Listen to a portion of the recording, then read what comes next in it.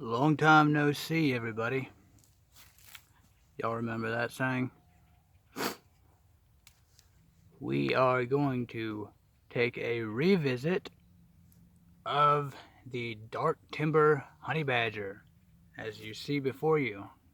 Dun dun dun dun.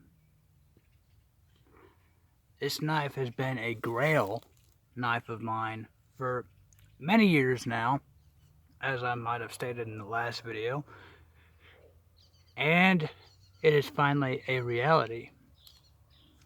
Now, in the last video, you saw that I did have one, and that was a second generation one, which was amazing. Just absolutely stunning and beautiful knife. And this is a first generation. So you might be thinking, why did I trade down, as it were? Which I really don't think you can really trade up or down. I think both generations are just amazing in their own rights. They aren't obviously identical, or else there would be no need for a modifier in the name. But I think that was kind of the problem I had with the second generation. And the first generation is the one I saw and I fell in love with immediately. And it's the one I had my heart set on forever. And that may have been some sort of bias I had. But the second gen was a little too perfect for me.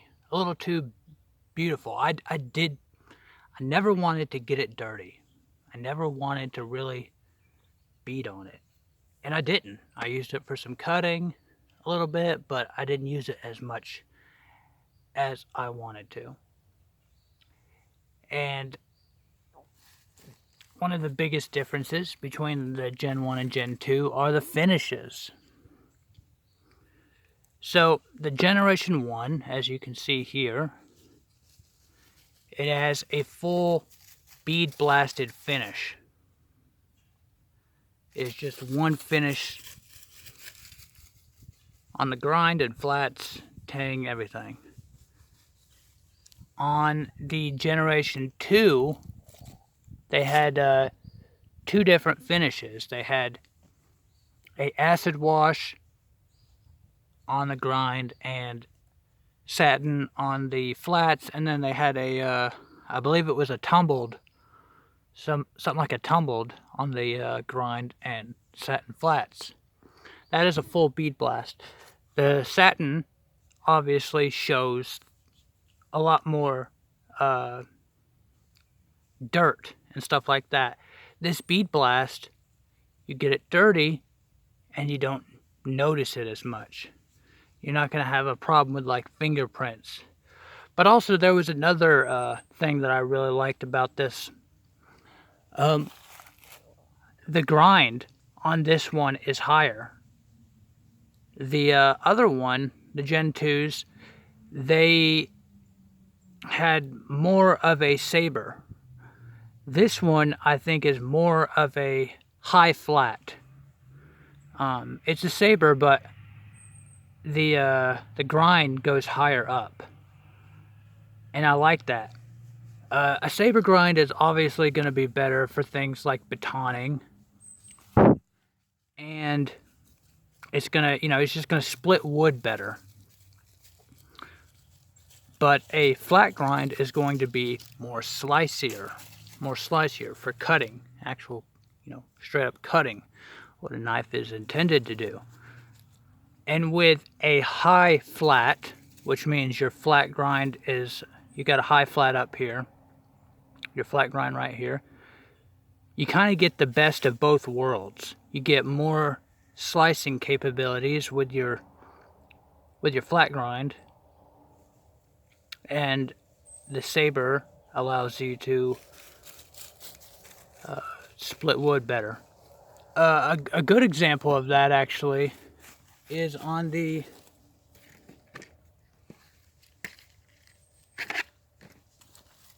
SE Hungles series. this actually has a high flat as well. You can kind of see it right here. Here is your flat grind, and then here's your grind, and here's your flats right here. It starts right here. So that's what you call a high flat. This is not a complete full flat grind. It's a high flat. Anyways, it's kind of a little confusing to show. But so this one has a higher flat grind than the other one. That one's more of a saber. And so I like that. I like that a lot more about this one.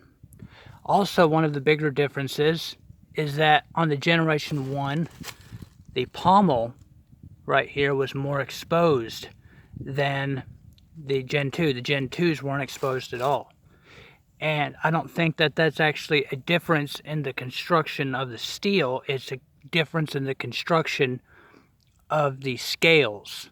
Because I have Generation 2 scales on this Gen 1, and you can see that it's not exposed at all.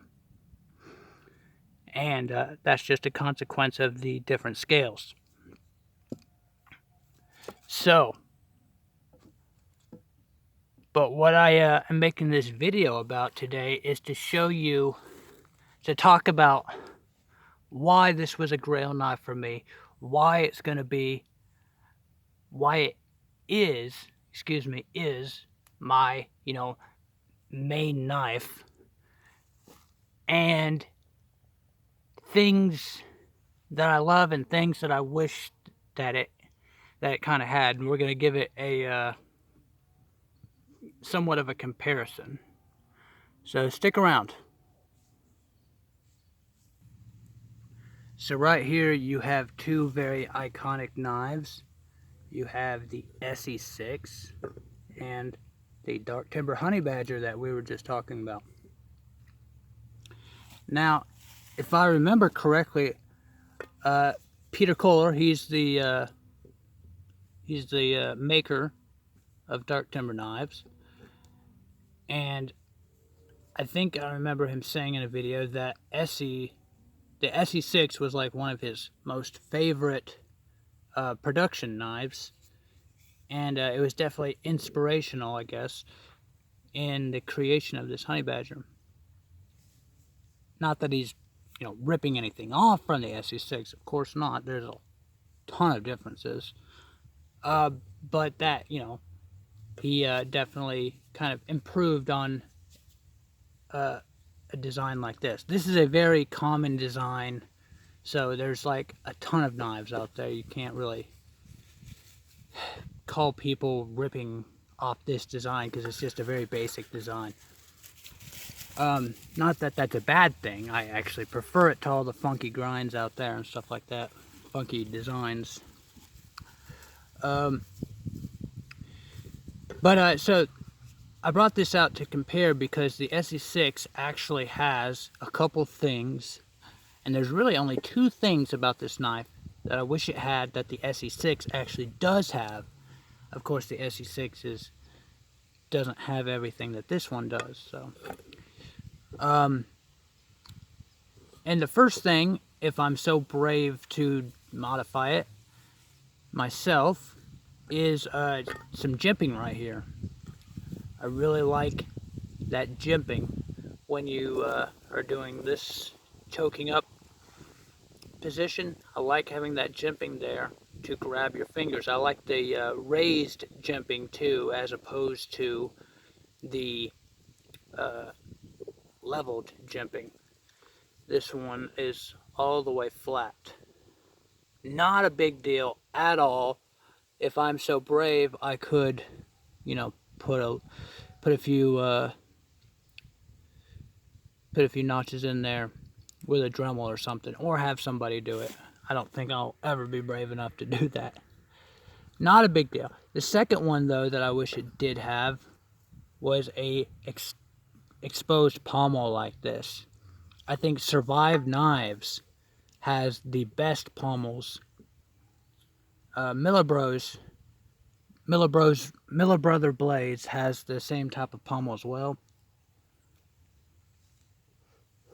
And so I wish that this had a pommel like that. It doesn't have any currently right now. I'm actually somebody that uses their knife pommels a lot, and so I really liked that feature on the SE6. And this is the Honey Badger is going to be my main survival knife, utility slash woods blade slash survival knife, and so I wish it had that feature. Other than that, I have absolutely no gripes. Now, those are just personal preferences. This is not me faulting the knife one bit. This is, Peter Kohler designed something that, he wanted. This was his preferences in a knife. And there's a lot of things about this that I absolutely am blown away by. Like the finger scallops and the scales here. I love that. I love these finger scallops. I use it in this position a lot, and I love having that there. Of course, when you choke up, it just fits just so well. It's just so comfortable. These scales, these stock scales, this is something I would go out and pay, $100 for from a custom maker. These are stock scales. That is nothing short of impressive, excuse me. You've got, beautiful wood burl in there, wood burl inlays, orange G10 liners, green micarta. I love the fact that he kept these screws as flathead screws, which means that you can field strip this pretty easily with anything you have around you, like a quarter or a dime or something, if you don't have like a multi-tool or something. So I love that. I love the fuller, because it allows me with a lanyard to just choke up right here, and I can do all sorts of precision cuts like this. And I've carved all sorts of cool little bushcrafty things in this position.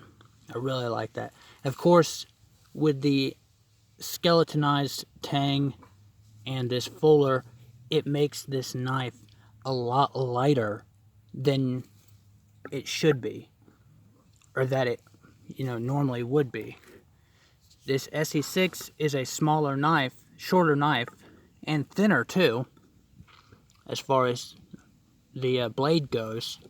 They're both 3/16. The SE6 is a 3/16 at the tang and thins out at the blade. After this jimping, it thins out. This is a full 3/16 all the way through and through. And the SE6 is heavier than that, and not anywhere, it doesn't have the same balance. It's not balanced. This knife is perfectly balanced. It's got a perfect balance starting right there at the scales. That's where the balance is. It's a literal perfect balance. It comes with a sharp spine to be able to scrape your fire steels, scrape your tinders, your fat woods, create a lot of fine fluff tinder. Just everything about this knife just screams survival, utility, one knife option. I think the Kodiak, which is a bigger version of this, is really like a perfect one tool option. Of course, it would have a pommel. My perfect one tool option would have a pommel, but it would basically be the Kodiak with a pommel, and that would be like literally perfect for me. And the scales, these, okay, so on the SE6, these are aftermarket, the Knife Connection G10 scales. These are perfectly contoured scales. The most comfortable scales I have on a knife so far. These came with like the boxy ones, as everybody knows. These scales are not as contoured as these, They are somewhat boxy, and yet they're extremely comfortable. I have a small hand, and these scales, this handle, these scales, they just fit, and they fit everybody's hand. Big hands, small hands, it just sinks right there into your hand. I don't know how he does it, because these, if you were able to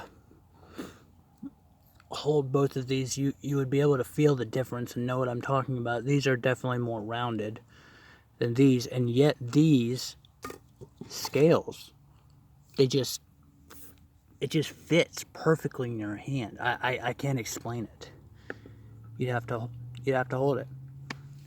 And just, so everything about this knife is just excellence. It just exuberates excellence and quality. The 3V in this knife is amazing. This is my first experience with 3V. I'm blown away. The edge holding. Okay, so I traded this, my Gen 2, for this Gen 1, like I said, and the guy I traded it from, good friend, he put an edge on this, and I haven't had to touch it up one bit. I've used the crap out of it, as you might be able to tell. I've cleaned it up for the video, but I've used it a lot, and it's even bit me a few times. That was pretty deep. That's healed up now, but that was pretty deep cut. And anyway, just to say that this thing is extremely sharp, paper cutting, hair popping, sharp still, and I've used the crap out of this. I'm just extremely impressed with this 3V steel.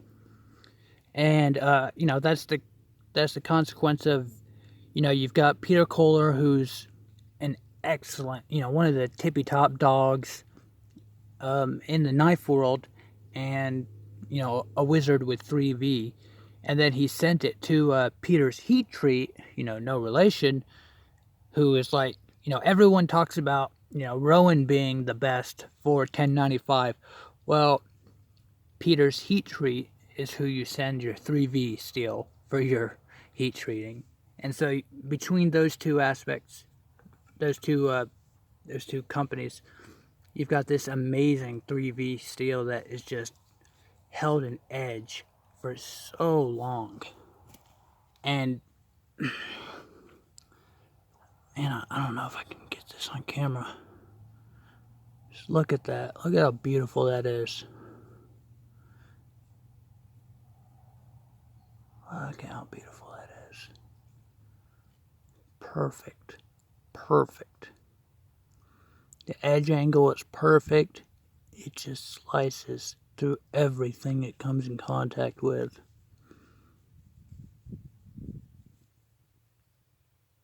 It's 3/16, which is the perfect thickness for me. Oh man, I can't say enough good things about this knife. I think it's really important to, I've got a few knives.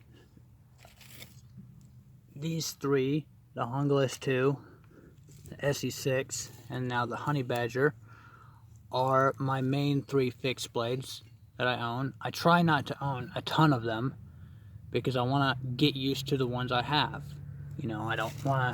I don't like owning something that is just going to sit around, that is just something there to stare at. Everything I buy, I'm not a rich guy, so everything I buy I have to save up for quite a while, and it's got to have a purpose behind it. This has definitely been a beater knife per se. I traded my SE5 for this one, and I couldn't be happier with that choice. I think the SE5 is a really great knife, but it was impractical for my uses. It was designed with a specific purpose, and I am not the guy it was designed for. I think 3/16 is definitely plenty thick enough for 99.99% of everything I'm ever going to do with any fixed blade I own. And so I love The fact that that's 3/16. I think it's like 11.3 ounces, extremely light. I love the grind on it, high flat grind, high saber grind. I love the deep finger choil. Just everything about this knife screams excellence. One other thing, it comes with a amazing Kydex sheath. I'm wondering if anybody else carries their knife like this. You see, I have two belts on right here, and I use this leather belt as kind of like a duty belt, so that I can take this knife and everything else that I carry that I would normally carry on this belt, I put on this belt now, so I can just take it on and off really easily. I used to not carry my knives as much because I was basically, to be quite honest, too lazy to take my belt on and off to put it on. And I think convenience is a big deal. I've learned that convenience is a big deal when it comes to your gear. If it's not convenient to get to, if it's not going to be something easy to get to, you're not going to grab it, reach for it, and use it as much as you normally would. And so when I put everything on this second belt, like I said, it's like a duty belt now, and so I'm able to just take it on and off with ease. And then I just leave everything, like my my pouches that I carry, my flashlights and everything, my knife, I leave it on this belt, and in the mornings I just grab it and put it on. And it works really well like that with a pack. You can see it rides lower. I like how it's offset like that, so it's not sitting there and slapping my leg. I'm not a big fan of danglers. I like my knives stationary, but it rides lower so that it's not going to be stabbing me in the hip, it's not going to interfere with my pack, and it's going to be easy to draw and put back in its sheath. It doesn't interfere with anything, and I can have, a multi-tool pouch right here. I usually pocket carry my multi-tool, but I keep like the accessories in another pouch. And I'm kind of curious if anybody else carries their knives and gear on a secondary belt like that. I have a click belt for my normal belt. And anyways, so this video has turned into a very long one, and we're going to go into the Honey Badger and some of these other knives in more detail in the very soon future. I went ahead and invested in a $5 tripod so that I could finally start to show some of these knives in action, and some of my gear in action.